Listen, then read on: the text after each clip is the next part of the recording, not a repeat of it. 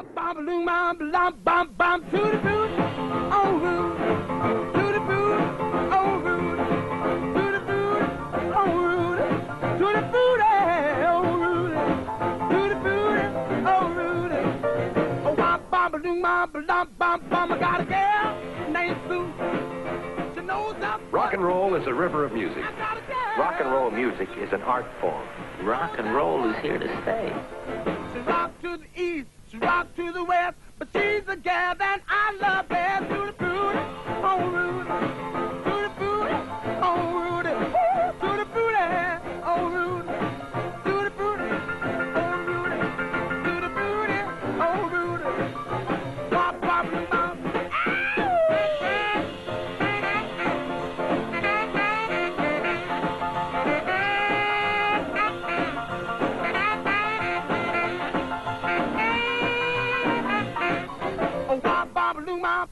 Bam, boom.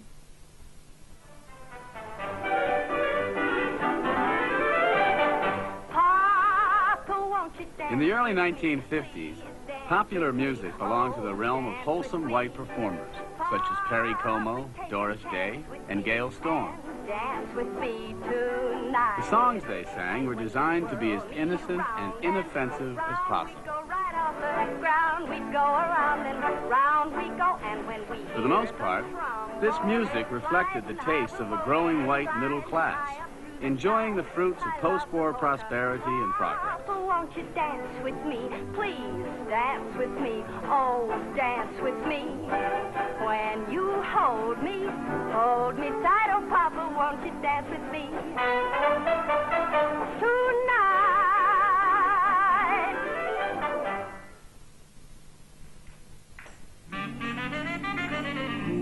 Talk to me, Daddy. The 50s also saw the advent of a new social class, the teenager, with more leisure time and money to spend than ever before. Yeah, man.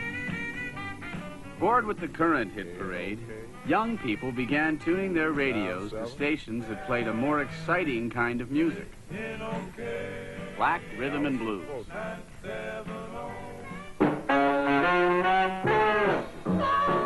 Gradually, records by the top black artists began showing up on jukeboxes where white kids congregated.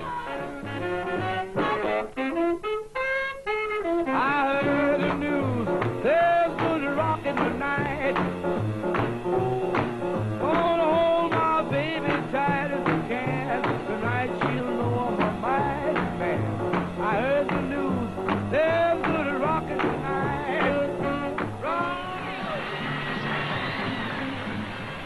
Rhythm and blues was a combination of several black musical styles.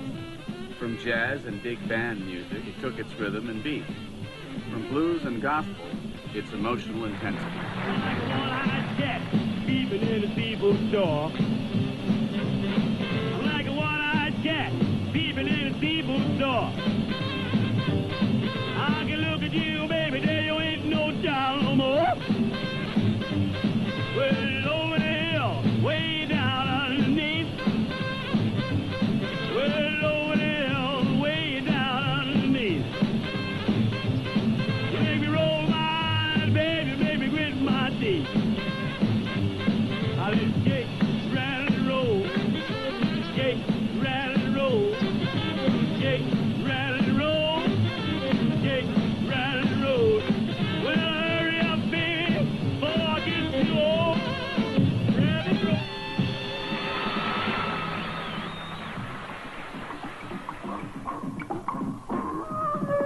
The Moondog Show.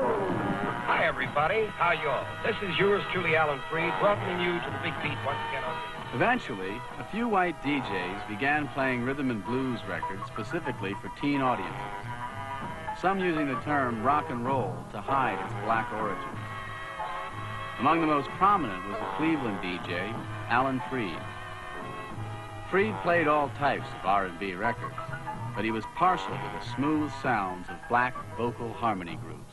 Life could be a dream, life could be a dream. Do, do, do, do, shaboom. Life could be a dream, If I could take you up in paradise up above, if you would tell me I'm the only one that you love, life would be a dream. Sweetheart, hello, hello again. Shaboom, and open we'll meet again. Boom, ding dong. Records by black vocal harmony groups began to gain popularity with the young white audience. But rather than promote these unknown groups, the major record companies found they could sell more records if the songs were re-recorded by established white groups. Now every time I look at you, something is on my mind. If you do what I want you to, baby, we'd be so far. Known as cover versions, these records were heavily promoted and almost always surpassed the original recordings in sales. They did represent a new sound, but it wasn't rock and roll.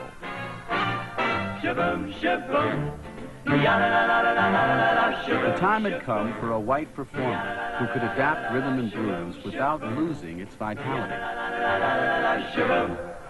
Hey, Steve, we must be out of our cotton-picking minds. We should be getting some sleep instead of coming here. Maybe so. But something's getting these people out of their houses. I'm going to find out what it is. In 1952, a small-time country and western band from Chester, Pennsylvania, began playing a curious mixture of rhythm and blues and country swing. Well, 6 times 6 is 36. I ain't gonna hit for 6 more licks. We're gonna rock. This new music soon attracted an enthusiastic following up and down the New Jersey shore. When one of their recordings sold 30,000 copies, the future looked promising for Bill Haley and the Comets. But then, they recorded another song.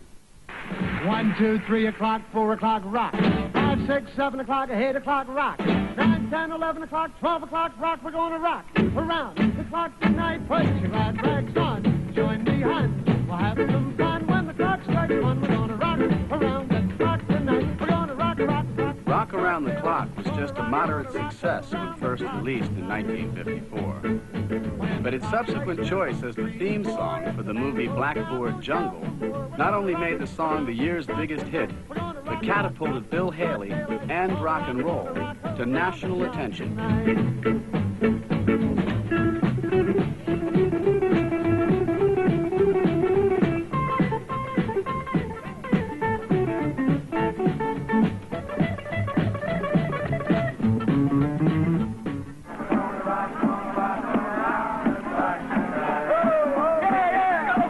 Bill Haley had given kids everywhere a music that spoke their language.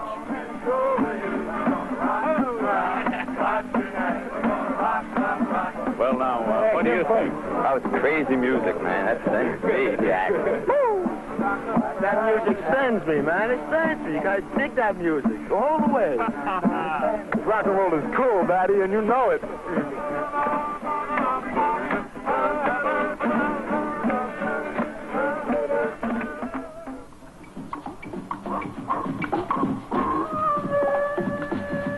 Here, the station is WINS, your contact station. The city is New York. In 1954, Alan Freed moved his radio program to New York. Rock and roll. He also began staging live shows that presented the leading R&B groups to white audiences for the first time.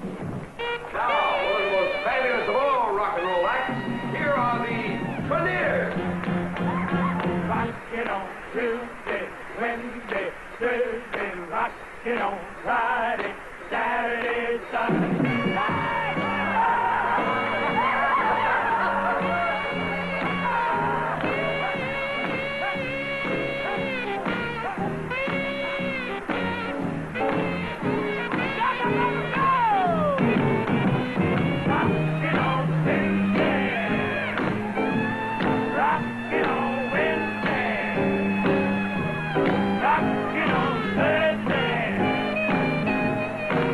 Groups like the Treniers and Bill Haley's Comets had drawn from their northern urban roots to create rock and roll. But elsewhere in the country, other musicians were reaching into their musical heritage and inventing their own versions of this new music. Out front to the camp, and tell my brother Bill. In the South, the predominant music of blacks was country blues, directly descended from work songs and old-time spirituals sung by their slave grandparents. And then I looked around. The blues gave expression to the black man's hardships, as well as offering a means of escape from them. Hey, hey, hey, hey, Lord, Lord, hey, Lord. Hey, hey, hey, Lord, Lord, Lord, hey, Lord.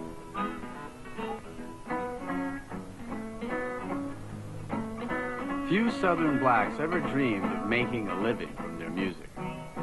In fact, there was no place in the South where a black man could even make a record, until a white radio engineer named Sam Phillips opened the Memphis Recording Service. Nigger and the white man playing them up. The nigger beat the white man, scared to pick it up. He had to what? He had to bottle up and go. Where you high power women show got. Phillips eventually started his own record company called Sun, and continued to record blues singers. But all along, he kept thinking, if only I could find a white man who had the Negro sound and the Negro feel, I could make $1 million. I'll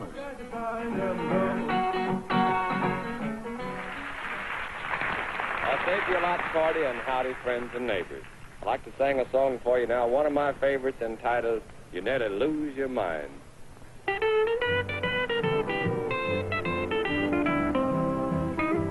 Most of the white citizens of Memphis, as elsewhere in the South, had little use for the records Sam Phillips was making.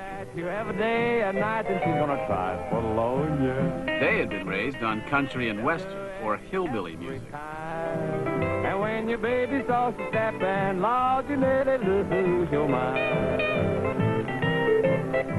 Now, if your mama's mean, take a tip from me. Lock her up at home, Lord, but hang on to that key, 'cause she's gonna try for the Lord, yeah. They'll do it every time. And when your baby starts to step, and Lord, you nearly lose your mind. Oh, pick it out, Jimmy. Some Southern musicians, however, had begun to incorporate the blues into their country sound.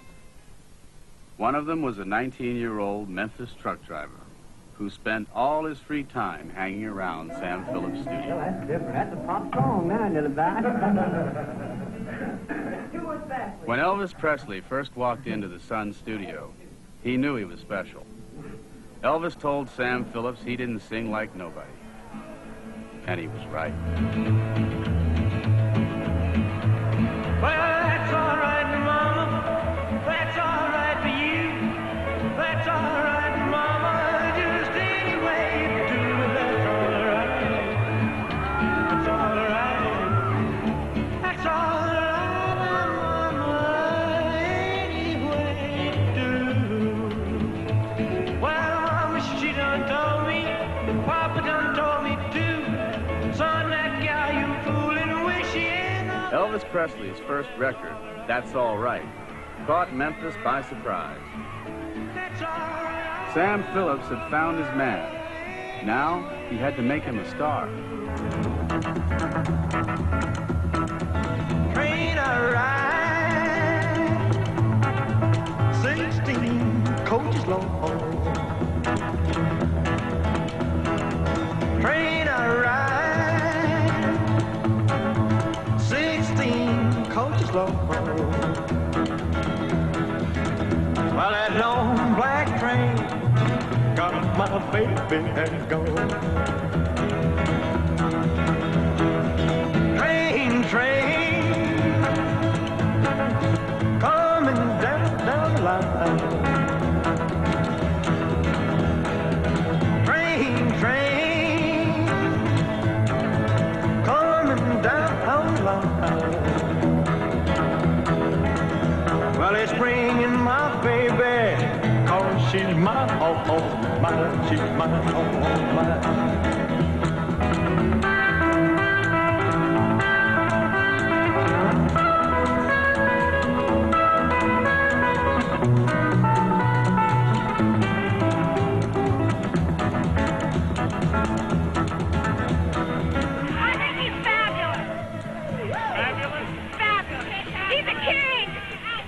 you think of Elvis?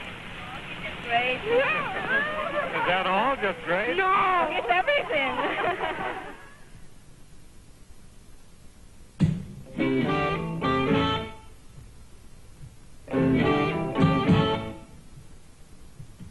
By the early 1950s, Chicago's steel mills and factories had lured thousands of blacks from the Deep South with the promise of employment and a better life.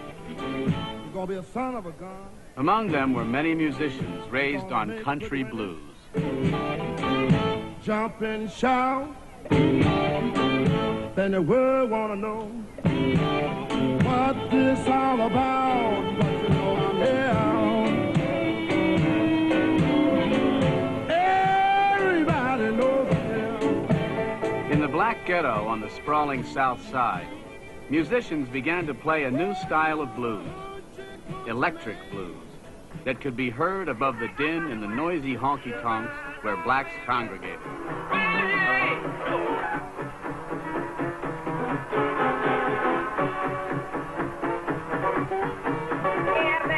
One of these clubs was owned by two brothers, Phil and Leonard Chess, who had started a company to record the best of these urban bluesmen.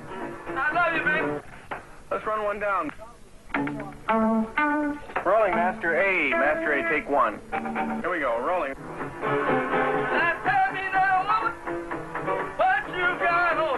Chess Records had a number of hits on the rhythm and blues charts, but by 1955, the Chess brothers, like other independent producers, were seeking ways to adapt this music to the expanding rock and roll market.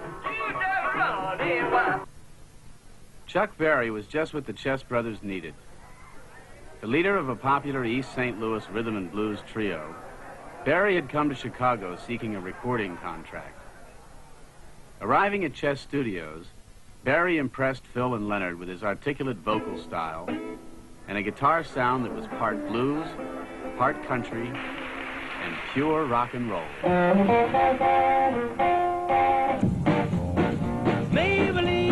Overnight, Chuck Berry became a national star.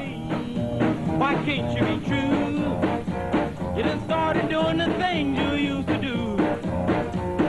As I was motivating over the hill, I saw Maybelline in a coupe de ville. A Cadillac rolling on an open road, nothing out to run my V8 Ford. Cadillac doing about 95, we bumper to bumper rolling side to side. Maybelline, why can't you be true? Oh, Maybelline, why can't you be true? You done started back doing the things you used to do.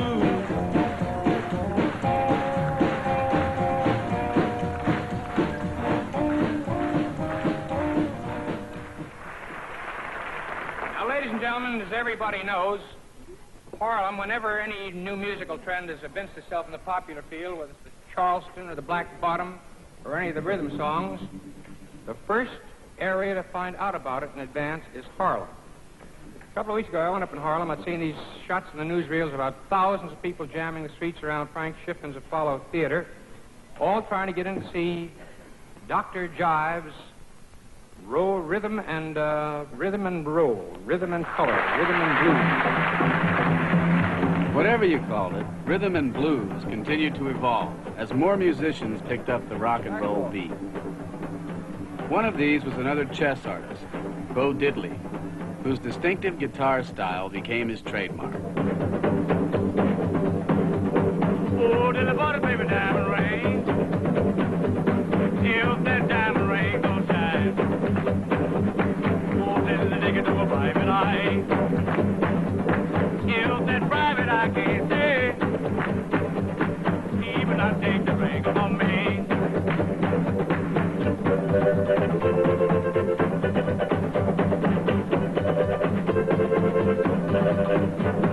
Oh, till the bottom, and he goes to make it pretty, baby.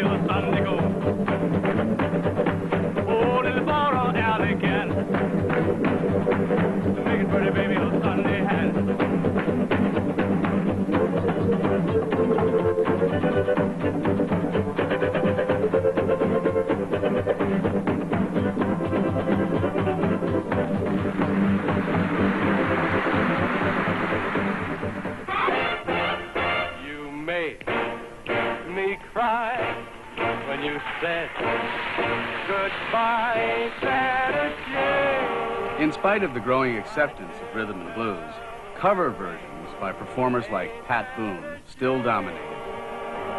You're the one to blame. In fact, many new fans thought that Pat Boone's music was rock and roll. When you see it, until they heard the original. My chills feel like rain. Ain't that a shame? You're the one to blame. Oh well, goodbye. Although I'll cry, ain't that a shame? My chills feel like rain. Ain't that a shame? You're the one to blame.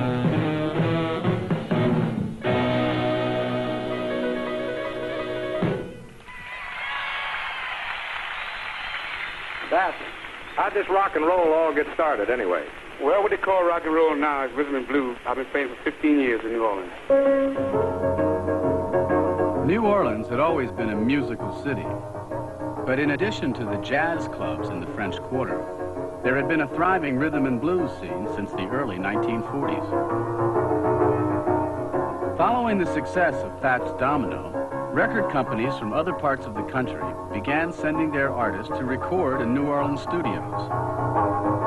One of these was a flamboyant young singer from Macon, Georgia, Richard Penniman, otherwise known as Little Richard. I got a girl named Sue. She knows just what to do. I got a girl named Sue. She knows just what to do. She rock to the east, she rock to the west, but she's the gal that I love best. To the booty, on Rudy. To the booty, on Rudy. Ooh, to the booty, on Rudy. To the booty, on Rudy. To the booty, on Rudy. I got a gal named Daisy. She almost drives me crazy. Got a gal named Daisy. She almost drives me crazy. She knows how to love me, yes indeed. Boy, you don't know what she do to me. To the booty, on Rudy. To the booty, on Rudy. Ooh, to the booty, on Rudy.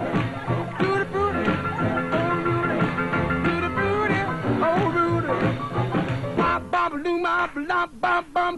I didn't want to record songs like Tutti Frutti and other songs like that that don't make a lot of sense, you know, but the recording director won out, thank goodness. He told me to go ahead and do it because it was going to be a hit. So I said, all right, I didn't believe it, but we went ahead and recorded it anyway. And it was a hit. It was a hit. I got a gal, her name's Daisy, almost drives me crazy. I got a gal, her name's Daisy, almost drives me crazy. She's a sweet corn cookie, it's the ree. Her name Susie is the gal for me. Tutti Frutti, all Frutti, Tutti Frutti, all Frutti, Tutti Frutti, all Frutti, Tutti Frutti, all Frutti, Tutti Frutti, all Frutti. Oh, my Baba-loom-bop, bam, boom. And now to continue with our show, we're going to bring you some of the top rock. But DJs like Alan Freed became more adamant in their crusade against cover versions, some even banning Pat Boone's records from their station.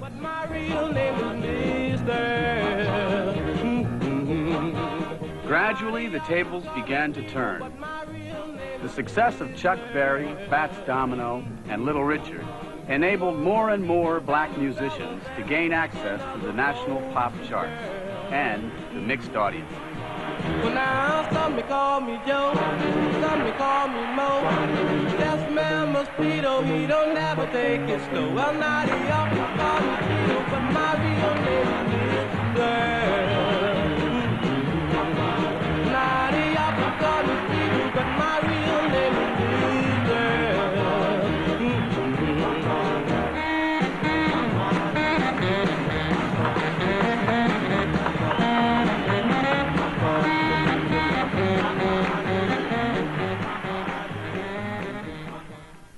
I'm not a juvenile delinquent. like when.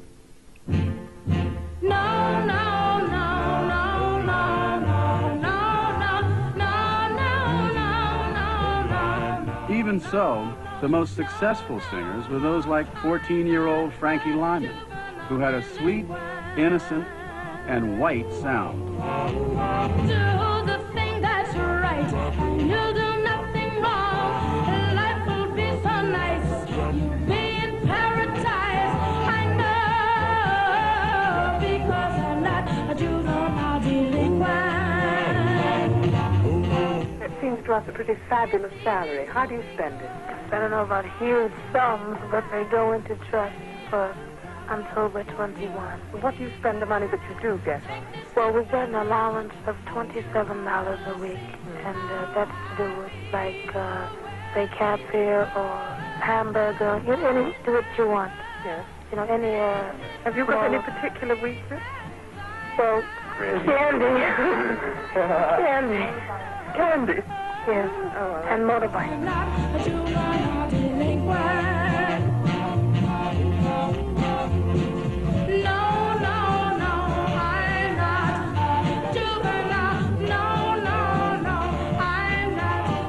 Yet as rock and roll was gaining momentum, so was the movement against it.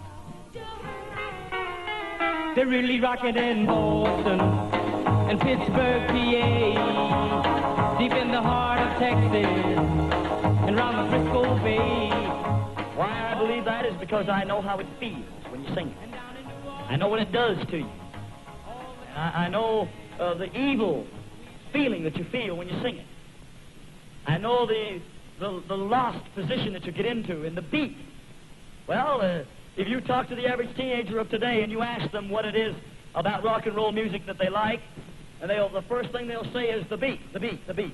Sweet little sexy, she just got to have about $500,000, a famed autograph. The obscenity and vulgarity of the rock and roll music is obviously a means by which the white man and his children can be driven to the level with the nigger. Her wallet filled with pictures, she gets them one by one, becomes so excited, watch her look at her run.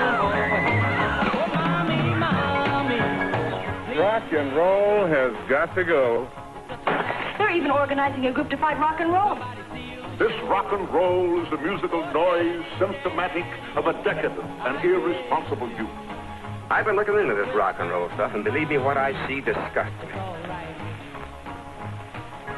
We've set up a 20-man committee to do away with this vulgar, animalistic, nigger rock and roll pop.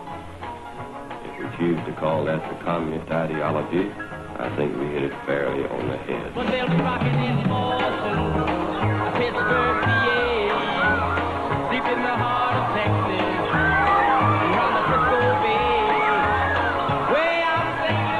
Louis, way down in New Orleans, all the cats gonna dance with sweet little sexy.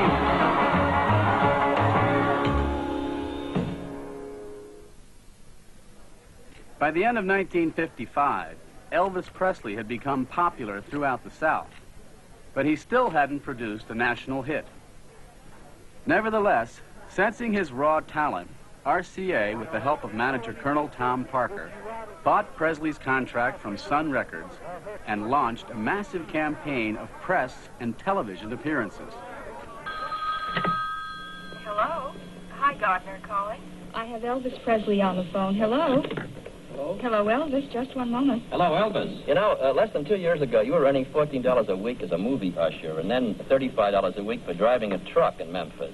Today, you're the most controversial name in show business. What do you keep in mind mostly? I mean, some of the songs you're going to do, or some of your plans, or what?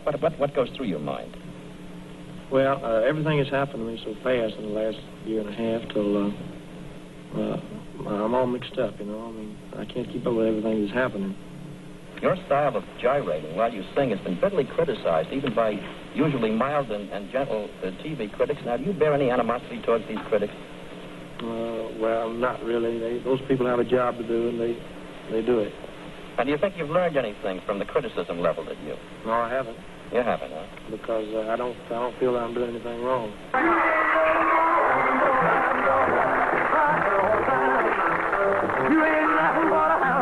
America soon discovered Sam Phillips' dream. That white man with a Negro feel and a Negro beat. Well, they said you was high class. Well, that was just a lie. Yeah, they said you were high class. Well, that was just a lie. Yeah, you ain't never gonna you ain't no friend of mine. You ain't nothing more.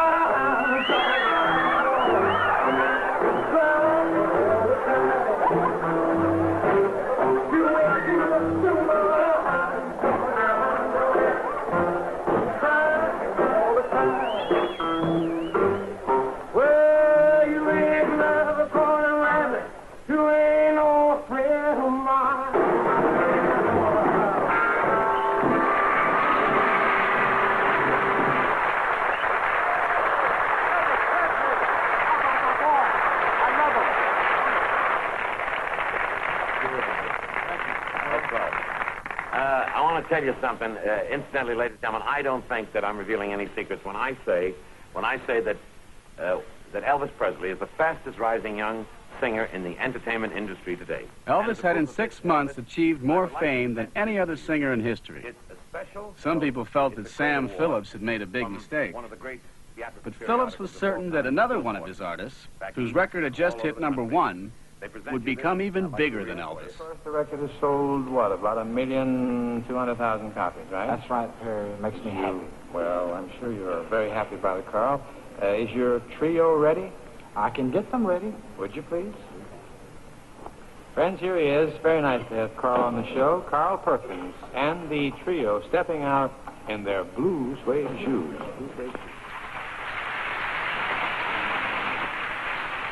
Well, it's 1 for the money, 2 for the show, 3 to get ready. Now go, cat, go, but don't step on my blue suede shoes. Well, you can do anything but lay off my blue suede shoes. Yeah, you can knock me down, spit in my face, slander my name all over the place. Do anything you want to do, but honey, lay off of them shoes, don't you? On my blue suede shoes. Yeah, you can do anything but lay off my blue suede shoes. Well, blue suede shoes. Yeah.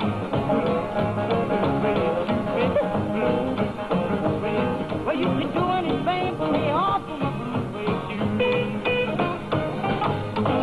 Blue suede shoes had beaten Presley's first RCA record into the top 10. But an automobile accident on the way to New York killed a band member and prevented the group from touring for 9 months.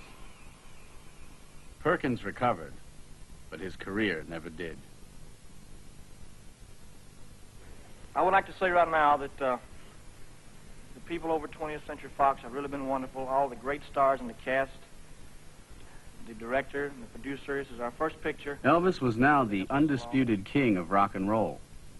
Yet ever since childhood, he'd had but one dream, to become a movie star. Now, that dream came true. Tender, love me sweet, never let me go. You have made my life sweet, and I love you so.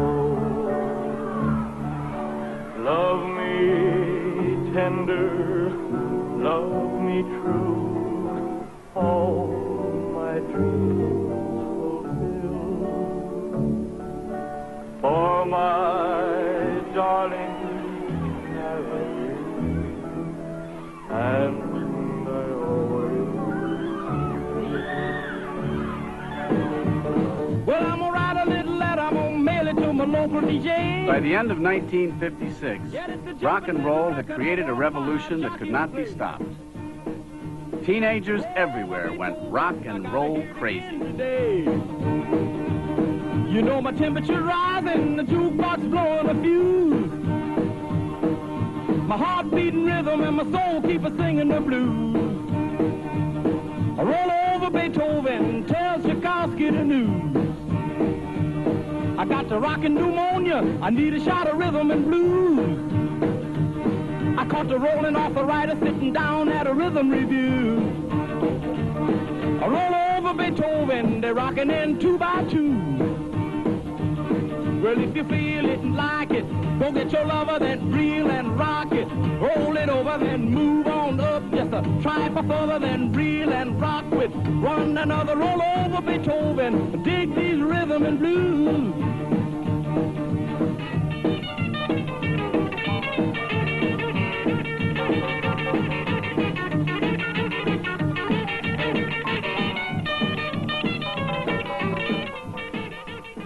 I have another one here, a popular song of the day, and I'm going to simply recite it for you, if I may, as a poem.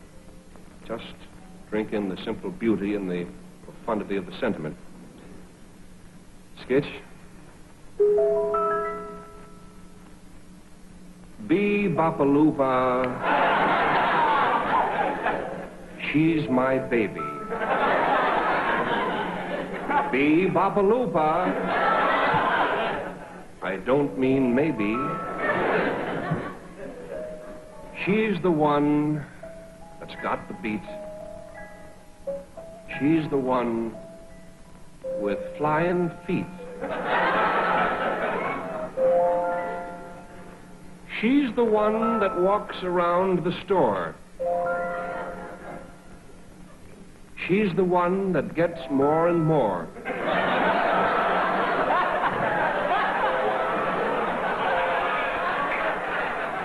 Bee-bop-a-loo-ba, she's my baby. Bee-bop-a-loo-ba, I don't mean maybe. Bee-bop-a-loo-ba, she's my baby love, my baby love, my baby love.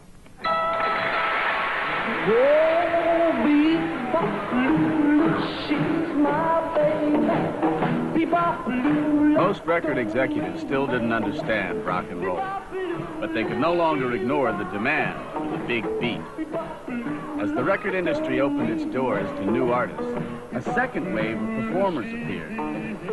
One of the first was a lanky Texan with glasses, Buddy Holly. Buddy, come back here. I want to ask you a question. How old are all of you fellas? Well, there's 2 18, 1 20, and I'm 21. Where do you come from, Lubbock, Texas? Lubbock, Texas, yes. You go to school down there? Well, we did until we got out of high school, finally. Right after high school you started playing together? Yes, sir, that's right. Your big hit right from the start, or has it been sort of a long... Well, we've had a few rough times, I guess you say, but we've been real lucky getting it this quick. Well, Texas, nice to have you up here. Thank Let's you, have Doc. a very nice hand for these Texas records.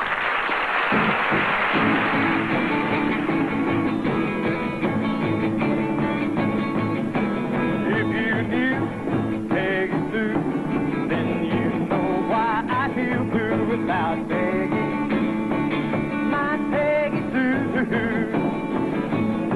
Oh, well, I love you, gal, yes, I love you, Peggy Sue. Peggy Sue, Peggy Sue.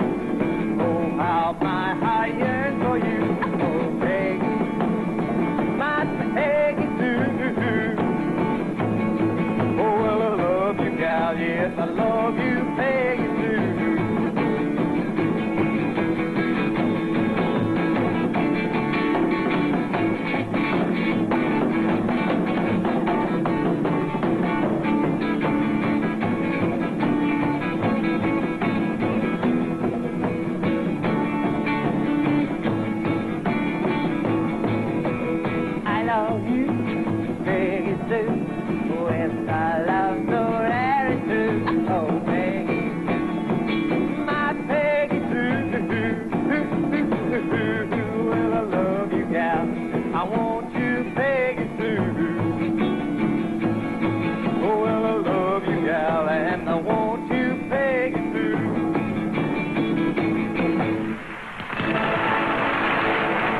What is your name? Don Everly, age 20. Only a 20-year-old would say his name in the first place, huh? How about you? What's your name? Phil Everett, I'm 18 years old. Will both of you please smile? 18, 20. I think Pat Boone is old enough to be their grandfather. They have a wonderful record, Bye Bye Love. Sing.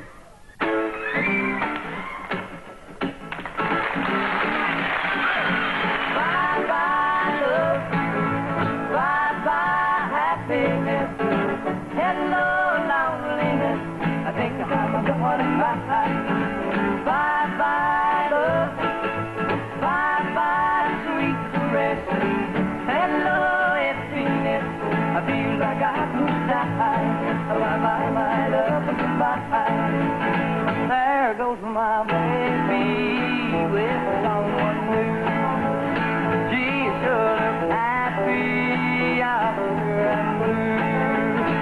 She was my baby, sweet and goodbye to the man that I might have been. Bye-bye, love. Bye-bye, sweet caress. Hello, it's me. I feel like I could die. Bye-bye, my love, goodbye. Bye-bye, my love, goodbye. Bye-bye, my love, goodbye. But while adults were being reassured by the Everly Brothers' soothing harmonies, a new performer was about to appear whose frenzied style would set them worrying again. That's going to be the biggest cotton-picking record of the year. Well, I certainly hope he's he's right. Good ball, but he's a Paisan cross squatter. Well, Jerry, yes, sir, we're going to have old Jerry Lewis back in just a minute. Jerry Lee Lewis with the greatest record I think he's ever recorded. Great Balls of Fire. We'll see you after a while, Jerry, okay? All right, Mr. Go out and get you a cold bottle of Coca-Cola. Thank you. Hit it. Yeah. You shake my nerves and you rattle my brain. Too much of love drives a man insane. You broke my will, but what a thrill. Goodness gracious, great balls of fire. I laughed in love, cause I thought it was funny. You came along and moved, and honey, I changed my mind. This love is fine. Oh, goodness gracious, great balls of fire.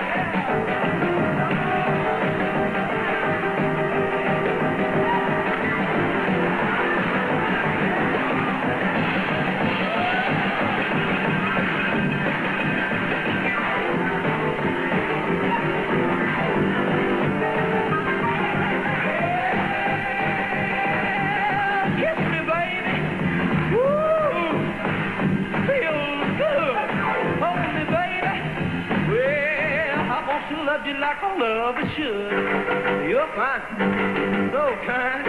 Wanna tell this world that you're mine. I eat my nails and I twist on my thumb. I'm real never started sure is fun. Come on, baby, drive me crazy. A goodness gracious, great balls of fire. By this time, the booming rock and roll market not only welcomed new sounds, it demanded them. Consequently, some of the original stars were having a hard time keeping up. Bill Haley, for example, had had a string of hits, but none that topped Rock Around the Clock. In 1957, Haley's popularity in America had begun to wane. Europe, however, seemed to offer a second chance.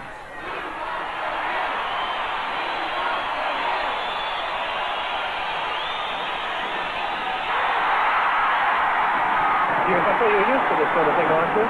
Well, we quite often have people come to meet us like that, but I think this was the most enthusiastic reception I've ever seen. Do you get a lift yourself when you hear rock and roll music? Well, yes, I would say that, John. It makes me feel sort of happy, and I enjoy playing it very much. It's an exhilarating type music, I would say. 1, 2, 3, 4, 5, 6.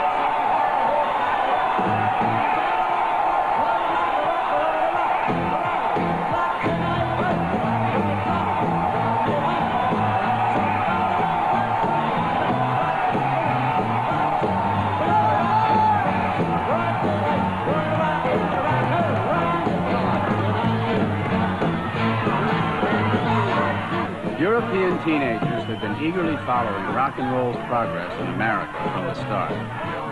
Haley's arrival on European soil, however, touched off an explosion of unbridled enthusiasm and, in a few cases, uncontrollable violence.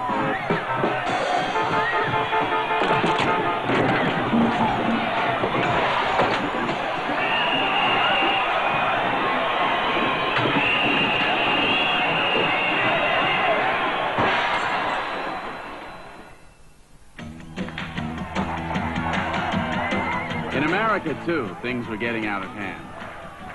After an Alan Freed concert in Boston erupted into violence, police began cracking down at rock and roll shows across the country. Working all summer just to try to hold a power. Yeah, every time I call my baby, try to get a date. My boss says, no doubt, son, you gotta work late. Sometimes I wonder what I'm gonna do, but there ain't no cure for the summertime blues.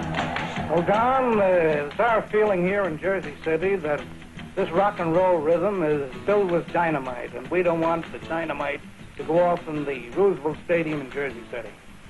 After we heard about the incidents throughout the country and the coming of this concert to Jersey City, I asked our Commissioner of Public Safety, Lawrence Whipple, to look into the matter, and he did make a survey of the situation. My department made a very thorough investigation of these so-called programs.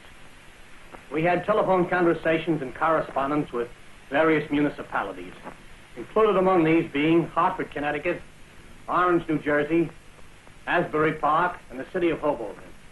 And we find that these programs are not for the good of the community, and that's why I ordered them banned. By 1958, the tide was turning against rock and roll. Looking for an excuse to undermine the music they felt was corrupting America's youth, the U.S. government began an investigation into payola, the practice of DJs accepting money to play records. The public is entitled to know the facts, and when an entertainer has a financial interest in something that he's selling to the public, he ought to say so. Alan Freed, already a controversial figure, was singled out as the first victim. I'd love to answer all your questions, fellas. You know, I like to be nice, but my attorney doesn't want me to say a thing. So I'm trying my best. I just can't say. I'm under subpoena here. Alan Freed's career was ruined. 4 years later, he died, a broken man.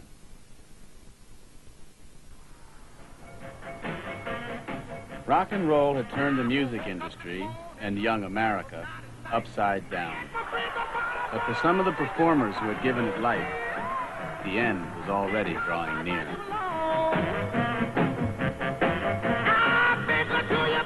Rock and roll star Little Richard announced today that he was quitting show business to dedicate his life to God.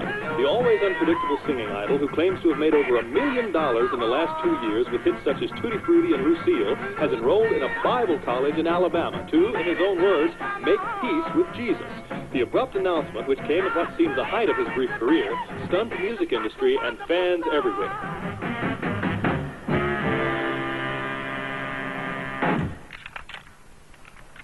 Jerry, what about this reception in London?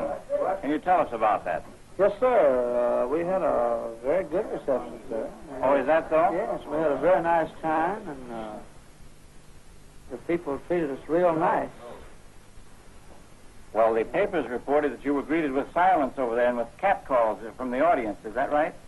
Well, I can't agree with them there, sir. Our audience was very nice and very good. Were you there, Mrs. Lewis? I was there, but I wasn't at the shows. Oh, you weren't at the shows? Oh, did you notice anything like that sort of reception? No, it was a very good reception, I thought. Why did you leave? Well, I don't answer those questions, sir. My manager might knock my head off or something. When were you married? Pardon? When were you married? Well, we leave our personal questions out of this, sir. All right. Well, good luck. Thank you.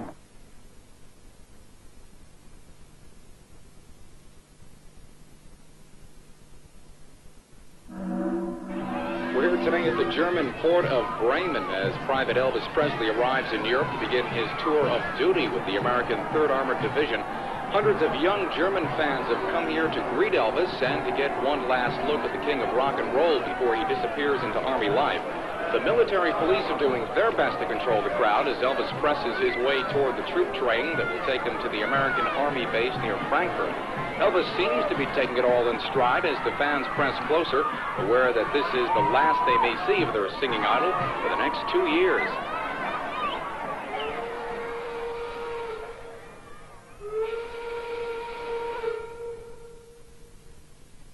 Aware of the changes in the air, Buddy Holly decided to turn his career in a new direction. He left the Crickets, got married, and moved to New York. He wanted to concentrate on songwriting, but performing was lucrative. So in the winter of 1959, he decided to join newcomers Ritchie Valens and the Big Bopper for one more tour.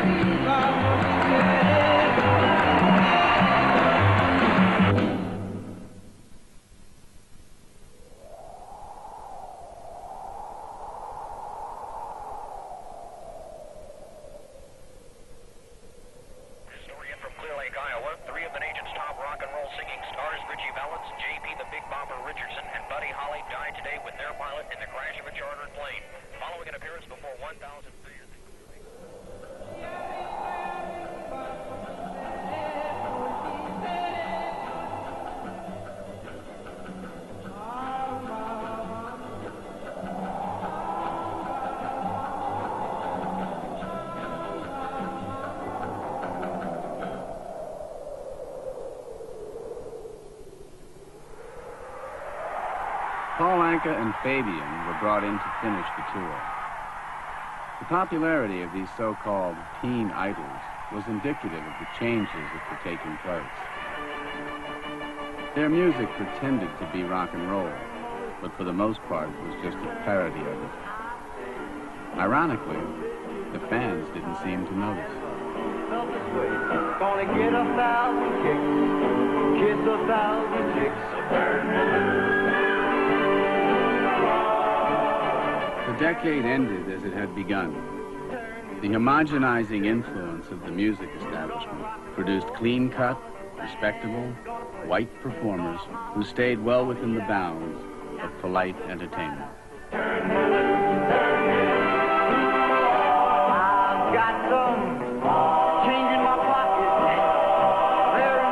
Gradually but thoroughly, the hard edges of rock and roll were eradicated. The strong regional accents silenced, the spontaneity and the spirit of rebellion stifled. Turn me loose, I say. Yeah, today is gonna be the day. I want you all to understand. Now I am a man, so turn me loose.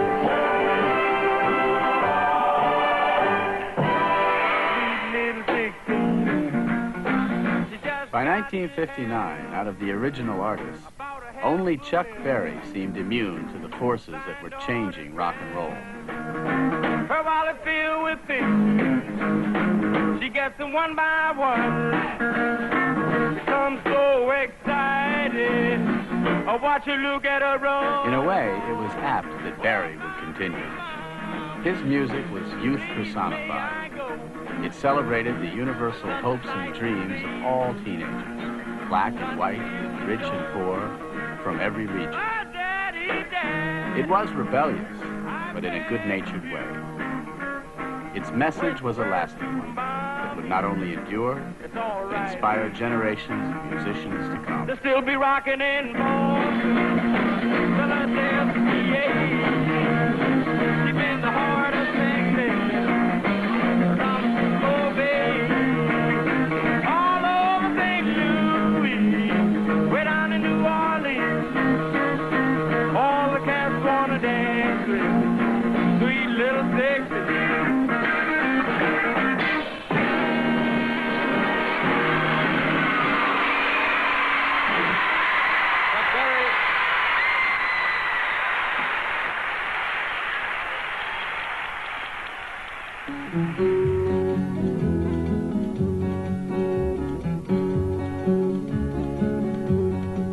Well, alright, so I'm being foolish. Well, alright, let people know. Rock and roll had ignited a revolution, yet there was a price for all that unexpected vitality and flash. Elvis, though forever the king of rock and roll, never again achieved the originality of his first recordings. Bill Haley returned to the small time, where he lived out his days playing rock around the clock at revival concerts. Little Richard, never thoroughly convinced of his religious calling, vacillated between rock and roll and God. Others overcame the tragedies that befell them and attempted to rebuild careers cut short. In one way or another, they all continued to play the music that had brought them fame. And eventually, as rock and roll came of age, some saw their careers revive.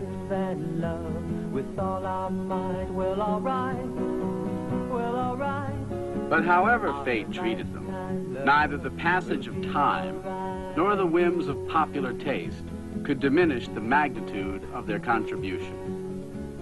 They had left behind an immeasurable legacy. That legacy was rock and roll.